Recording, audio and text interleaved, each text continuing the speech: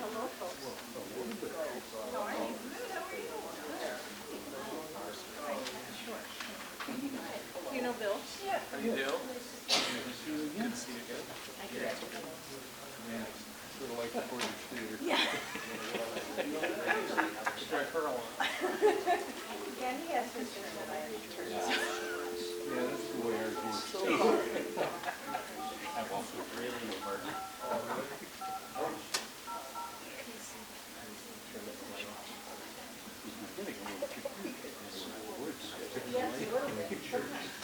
Right early. Oh, we have a name tag. Yeah. Hello. How you doing, Margaret? Good, how are you? Good. Hello. Hi, Joe. It's Jan. I thought we'd go ahead and get connected before the meeting starts. Can you hear me okay? Okay, great.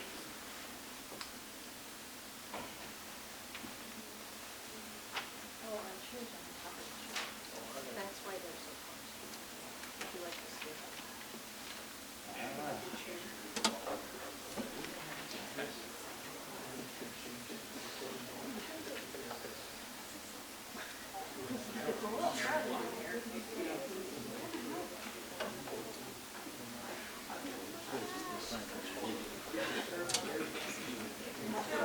I'm going to give you my phone number, and then we might get this one. You have something to write? You have something to write down? Okay. It's 224-425-9255.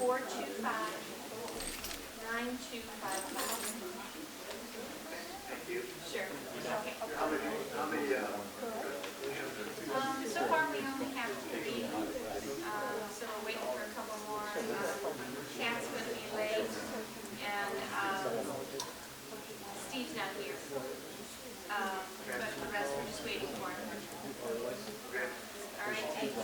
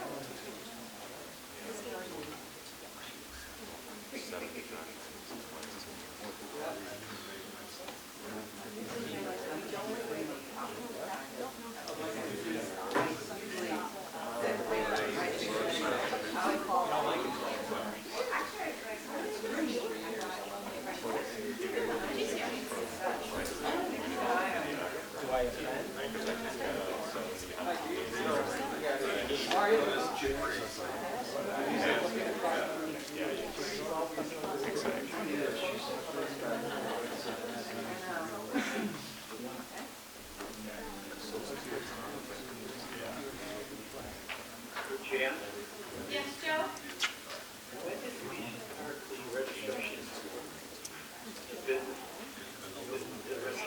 We started February 1st, and then we started charging on March 1st. Great, thank you. Sure.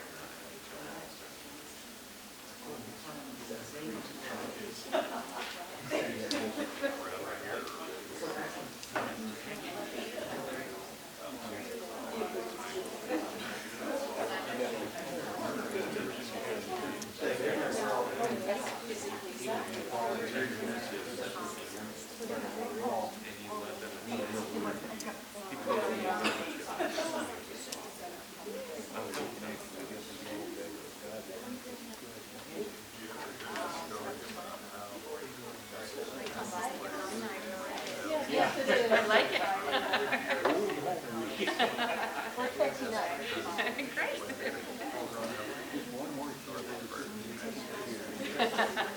Now. You've served us well. 5 years.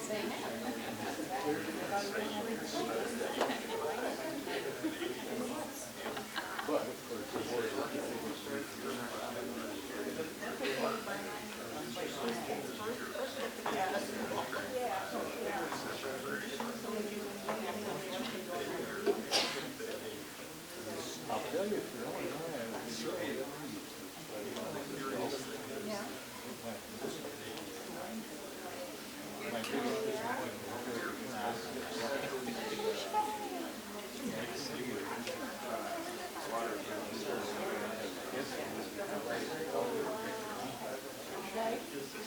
Yeah, it's basically check the kitchen, the neighbor on the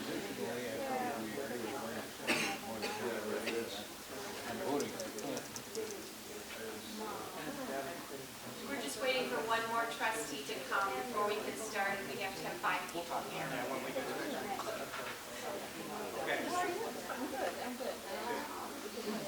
So you want to do it?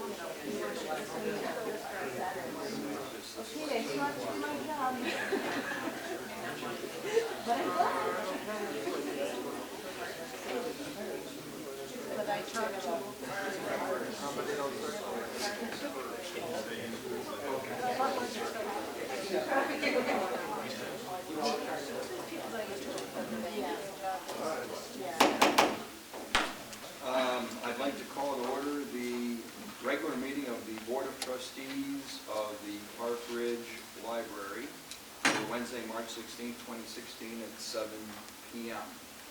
I guess we need a roll call. Egan. Egan. Here. Here. Prisna. Here. Lamb. White. Here. Gavrilovich. Klaus Hegeman.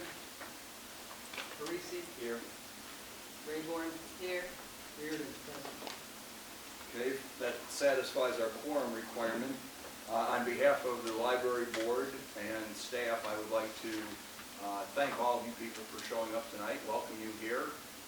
We hope you will enjoy the presentation. We hope you will contribute any ideas you have, any criticisms you have, any thoughts you have, any ideas you have. One of the reasons we've been emphasizing public participation in this process is because we're looking to make, if we go ahead with this type of project, we're looking to make a substantial investment of tax dollars into this facility with the intention of improving it in a way that will carry forward for a number of years.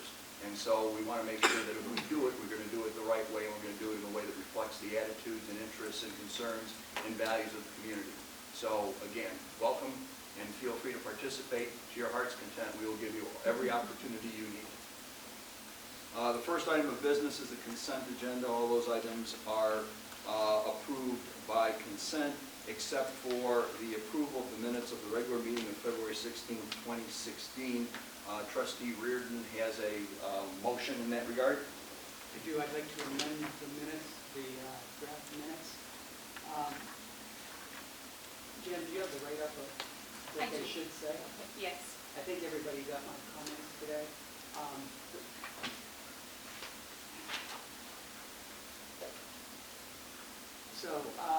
page 5, under the building and grounds section, I changed the wording to align more closely with the video. In other words, I went back and looked at the video and changed a couple of things that I said. Do you want me to read these reasons?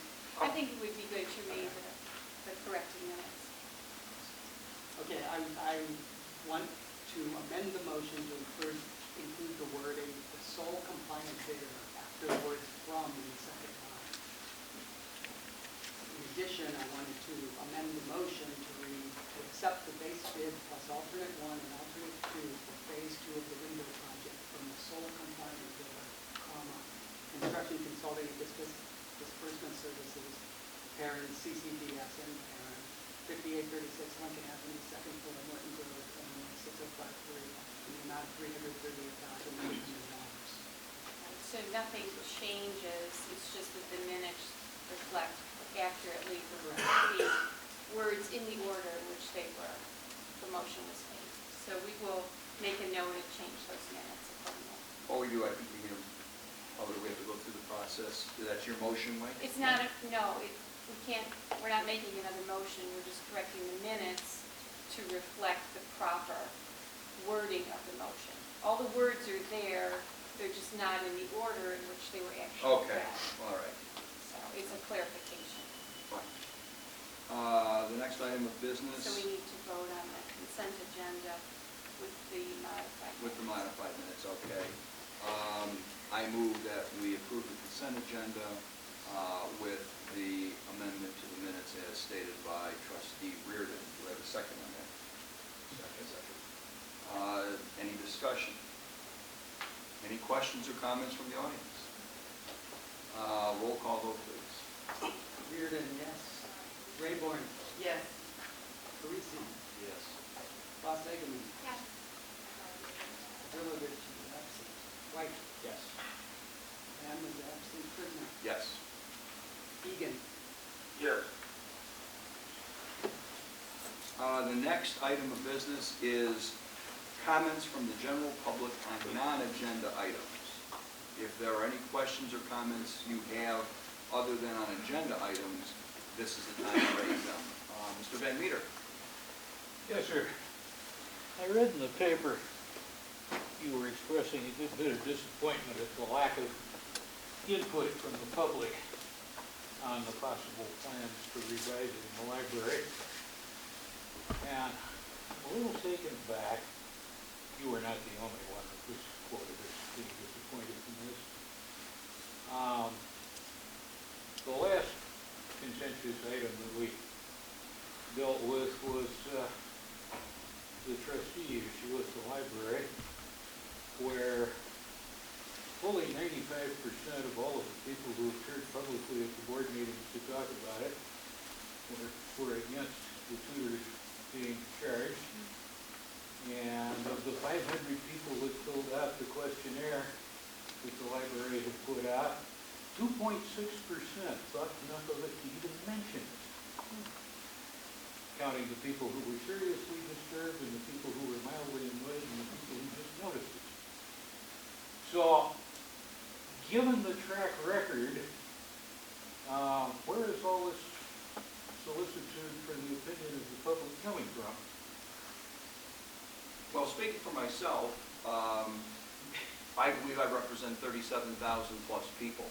So 500, even 1,000, even 1,500, as we saw in that change org petition, 35% of which came from outside of Park Ridge. Even that is not a majority by any stretch of the imagination. So me personally, I look and try to glean whatever opinions I can glean, including from people that show up at meetings, people that send emails, people that file petitions. And at the end of the day, using the same rationale that Madison used in Federalist Number 10, which you're fairly well aware of, I try to refine those ideas as best I can through my limited abilities and try to come up with something which I think as best possibly embraces the vision of this community as I can contemplate. Speaking for anybody else, not my job. They can speak for themselves. But the bottom line is we always consistently invite participation. And I can tell you, as one board member, I think that the crowd here tonight is outstanding. I wish every single seat was filled. But the bottom line here is this is a great attendance, and this is the kind of thing that we strive for. We've asked Janet to make it a point to reach out to the community. There were 3,000 email contacts made. There were announcements made. We enlarged the website to show that tonight, to advertise that tonight's meeting was on this particular issue. And I think the more we can get the information out to the public, the more input we can get, and the better we can refine that input into what is most consonant with the spirit of the community. And the comment that you need to raise is Trisna Caterate debit. Remember that one? I'm going with Cave Trisna myself, partly because I understand it. Latin is not one of my strong points. Once you get past English, I really have no languages. But nice try. I'll have you translate that for me later. I did already, at the last meeting. Yeah, well. Anyway, I would also like to make a comment. The automobile industry has, at one time, experimented heavily with focus groups, which is essentially the process you're talking about, presenting an opportunity for potential car buyers to tell them what kind of car they want.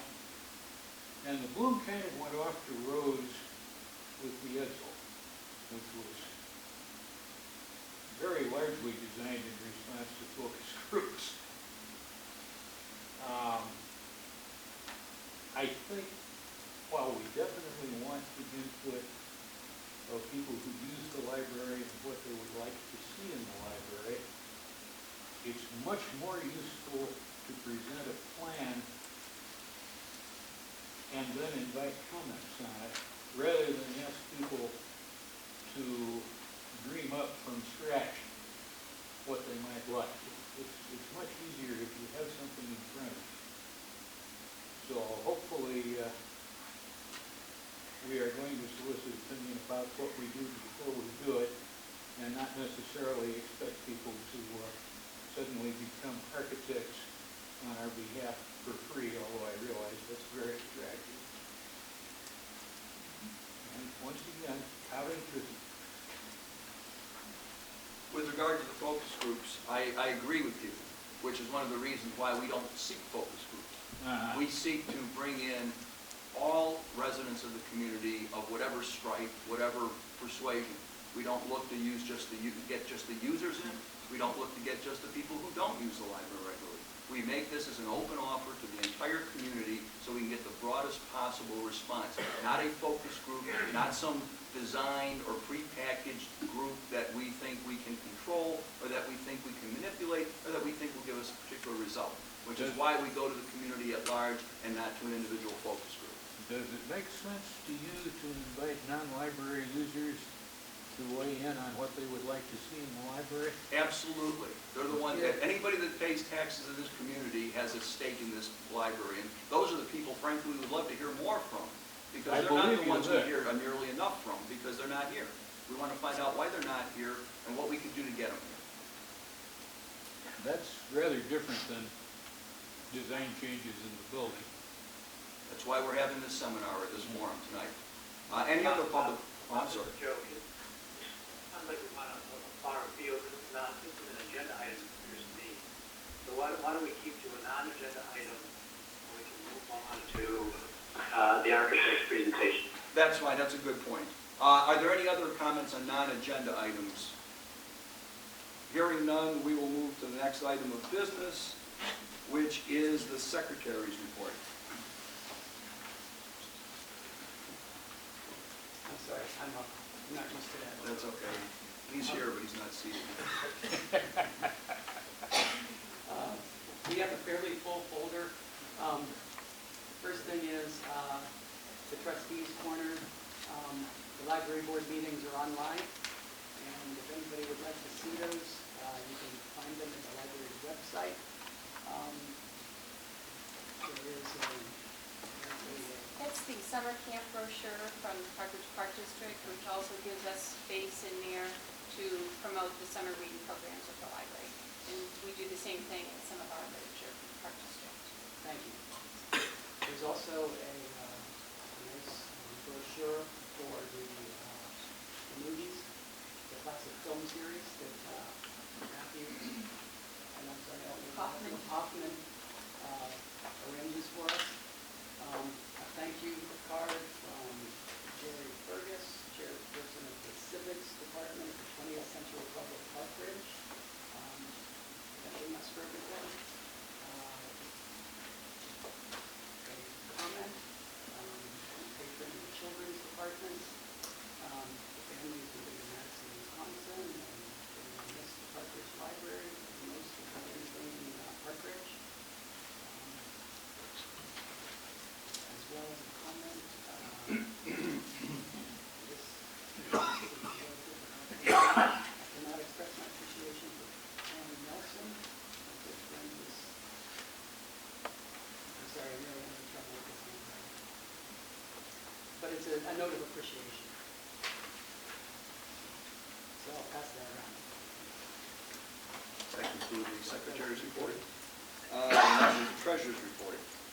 Okay, treasurer's report. As of February 29th, 83% of the year is completed, fiscal year is completed.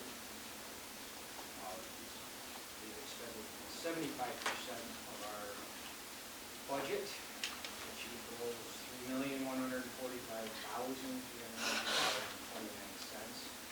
which currently brings us 8% under budget.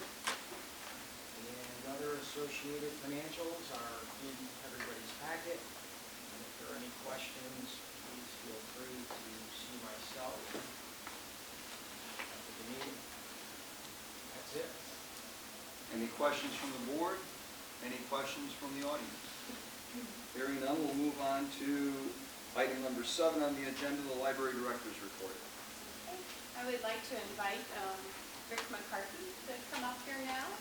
And Rick has a presentation for us. I've been working closely with Rick and Isella from Studio GC over the last 3 months. And Rick's got some interesting things to show us all.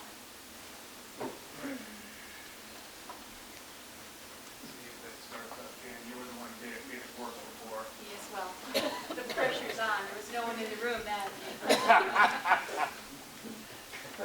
Yeah, leave it on 2. There we go. There we go. All right, give it a second to warm up. And I'm going to get out of the way.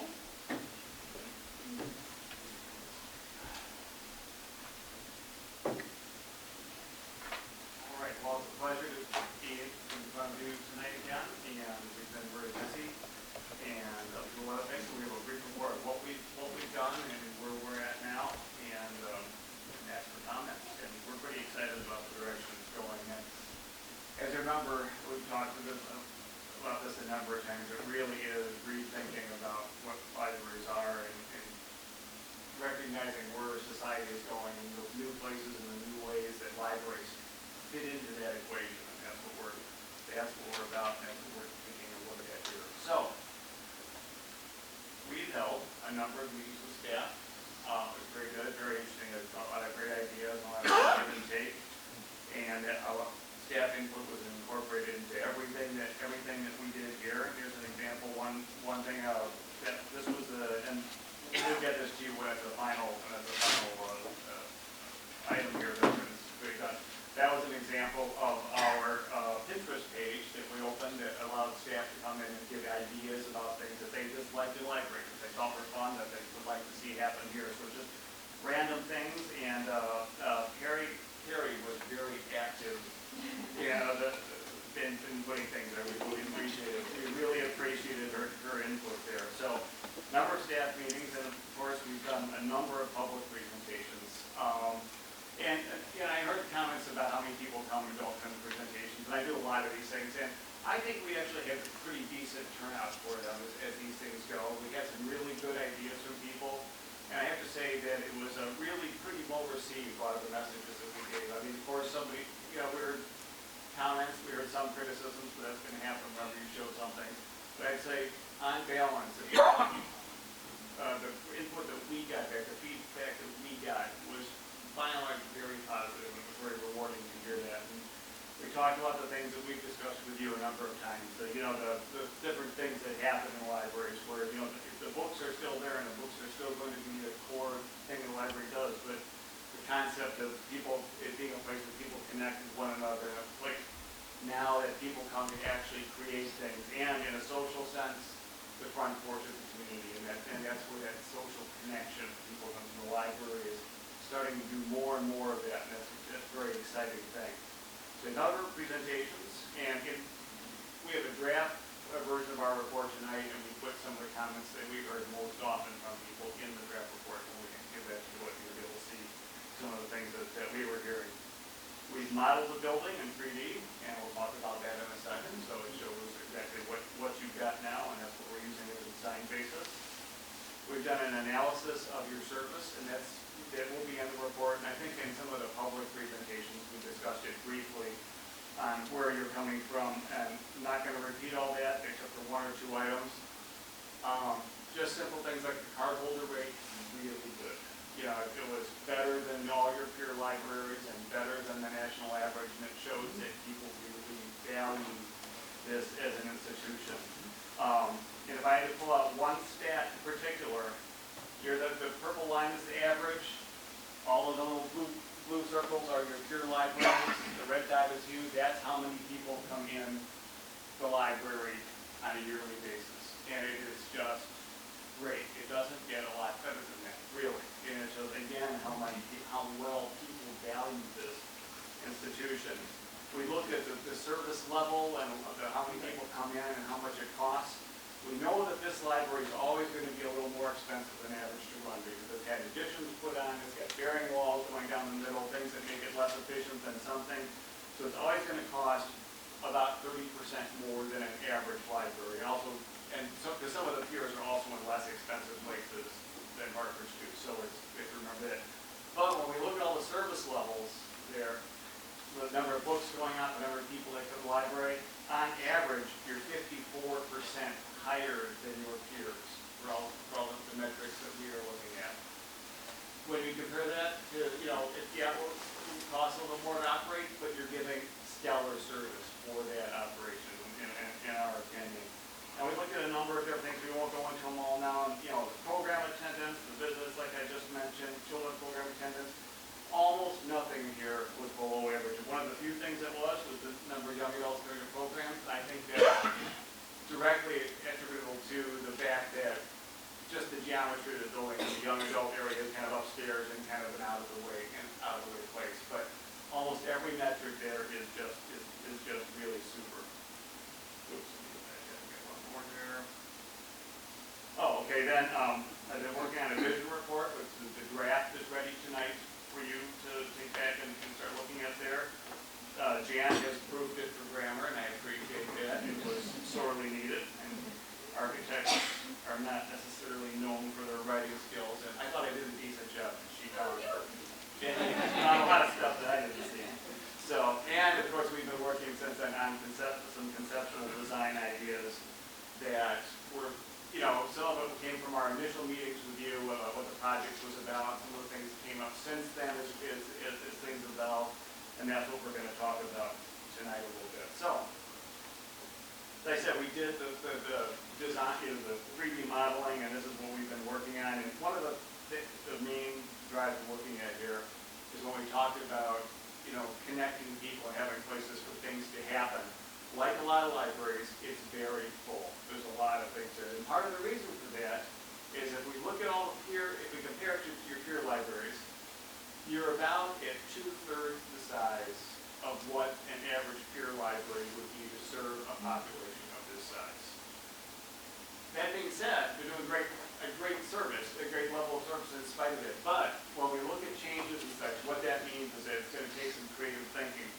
If we're already smaller than we might want to be, how are we going to make things happen within this envelope? And that's been the challenge here and the opportunity for us is to really consider that. So, the first thing we looked at, I think the first thing when we interviewed with you was talking about the potential of having a vestibule outside the building.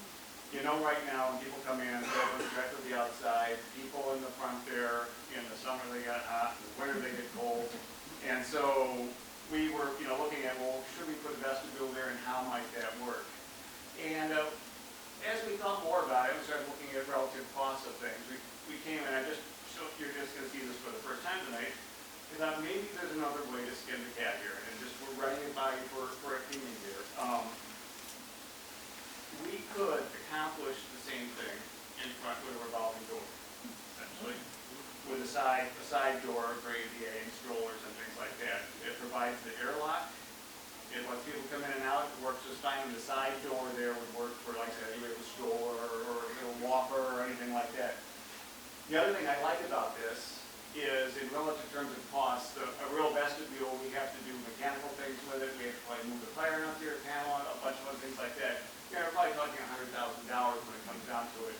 This is going to be closer to $40,000, plus or minus, maybe, in that. So for half the cost of a vestibule, we're getting essentially the things you needed to get from the vestibule. So that's one of the things we wanted to run by you there. Okay, so and that's for your consideration. But like I said, the cost factor is a good one, and I think it would give fine service there. And the structural changes are minimal. There's no foundations involved and anything like that. So that's what drives this. So as we're looking at that, and thinking about the lobby, and what happens is, as you know, if you've used the building, not only is it drafty in front, but it's often very crowded in front when you walk in. People lined up at the desk, you come in, and there's, it can be kind of hard to use. So we're looking at a few different ways to think about that. One of the concepts we really want to try to push in the library is diverting at least a decent portion of the checkouts to self-check. That being said, if we do that, there's always going to be somebody in the front there to check out the book manually and talk with you about what you just read if that's what you want to do. But when we design a good self-check system for people, especially if it uses RFID, radio frequency tags, we can probably get 50, 60%, if not more, of people who will choose to use the self-check system. And so what we want to do is actually have those checkouts dispersed in the library, one in the adult library and one in the children's library, right on the way out. So the majority of the people will have the opportunity to check their book before they get back into the lobby and will not have to stop at the desk. Again, they'll always have the choice to do that if they want to do it. So we would still provide on a desk, a smaller desk than you got now, self-check, either on the desk and there's an alternate location that's got that blue rectangle there. And doing this will allow us to make the front desk smaller for like the yellow circles there are staff positions. It'd be optimally sized for 2 people, but you could put 3 there if it was really busy, you needed to have 3 people there. And a side table or a side chair there for registration and things like that. If the desk gets shorter, and you can see, I don't know if this shows up on time, but there's the gray line